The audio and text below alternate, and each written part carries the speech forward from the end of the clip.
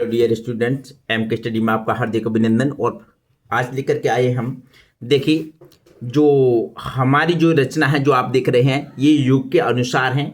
युग के अनुसार मतलब सबसे पहले कौन सा युग आया और फिर उसकी रचना बताइए। ठीक है, यानी कि युगांतर विभिन्न विधाओं के प्रमुख रचनाकार एवं उनकी रचना। ठीक, तो हम स्टार्ट करते हैं बिना देरी किए हुए। देखिए, सबसे पहले हमारी रचना है भारतेंदु युग की। भारतेंदु युग की पहली रचना हमारी परीक्षा गुरु, और ये पेपर में अधिकांश आती है और इसको देखने को मिलता है। ये वेरी इंपॉर्टेंट है ये रचना, और इसके लेखक है हमारे लाला श्रीनिवास दास।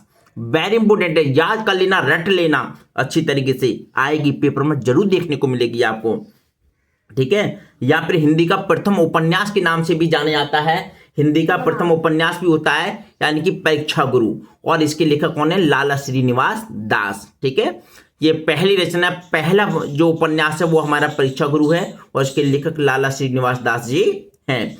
इसके बाद में देखिए दूसरी रचना है नूतन ब्रह्मचारी। नूतन ब्रह्मचारी ये रचना है बालकृष्ण भट्ट की। बालकृष्ण भट्ट की, ठीक है, ये नूतन ब्रह्मचारी इनकी रचना है, और ये भी रचना वेरी इंपॉर्टेंट है। उसके बाद में तीसरी रचना है धोखा। देखिए कितना खतरनाक शब्द है धोखा, और धोखा जो है ये है प्रताप नारायण मिश्र की रचना। किसकी है? प्रताप नारायण मिश्र की रचना है, और ये रचना भारतेंदु युग की है। ठीक है, इसके पश्चात राजा और प्रजा। राजा और प्रजा ये रचना है बालकृष्ण, सॉरी थोड़ा सा एक मिनट, हाँ इसको थोड़ा सा दोबारा रिपीट कर देता हूं, इसे थोड़ी से निकल गई थी।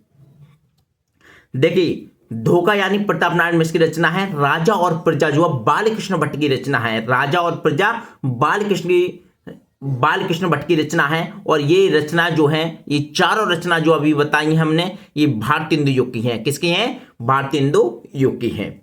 इसके पश्चात अब हम देखते हैं द्विवेदी युग। इसके पश्चात देखते हैं हम द्विवेदी युग।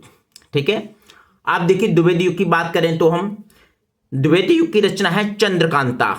चंद्रकांता भी बहुत अच्छी रचना है। चंद्रकांता देवकी नंदन खत्री की रचना है, और ये भी रचना वेरी इंपॉर्टेंट है, और ये द्विवेदी युग की रचना है। तारा, फिर नेक्स्ट रचना हमारी तारा, और तारा है किशोरी लाल गोस्वामी की। किसकी है? किशोरी लाल गोस्वामी की, यानी कि ये रचना भी आपकी इंपॉर्टेंट है, लेकिन ये ज्यादा नहीं आती, लेकिन चंद्रकांता बहुत ज्यादा आती है। इसके बाद है हमारी तीसरी रचना है माधव प्रसाद। कौन? माधव प्रसाद। और माधव प्रसाद जो रचना है इनके लेखक हैं माधव प्रसाद मिश्र।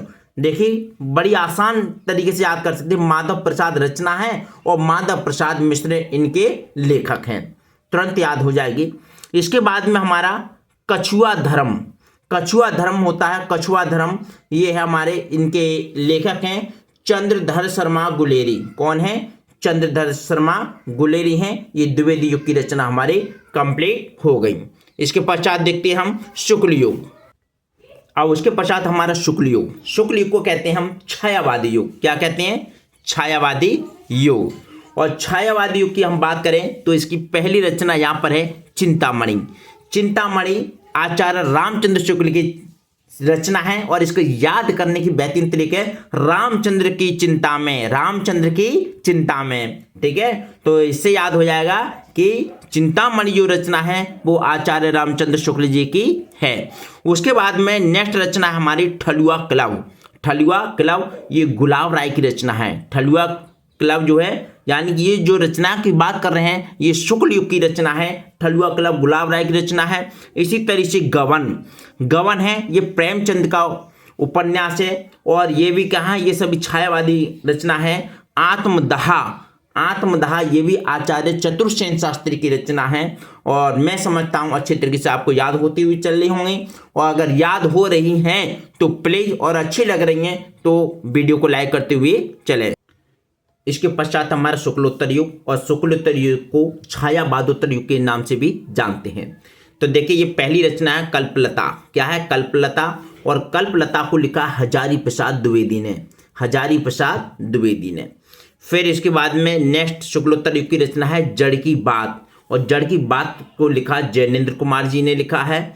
और तीसरी हमारी जो रचना है वो है झूठा सच। क्या है? झूठा सच। और झूठा सच है यशपाल का। किसका? यशपाल जी का है। और इसके बाद हमारे भूले बिसरे चित्र, और भूले बिसरे चित्र ये लिखे हैं भगवती चरण वर्मा की रचना है, और ये रचना वेरी इंपॉर्टेंट है। ये रचना जो है वेरी इंपॉर्टेंट है, भूले बिसरे चित्र भगवती चरण वर्मा।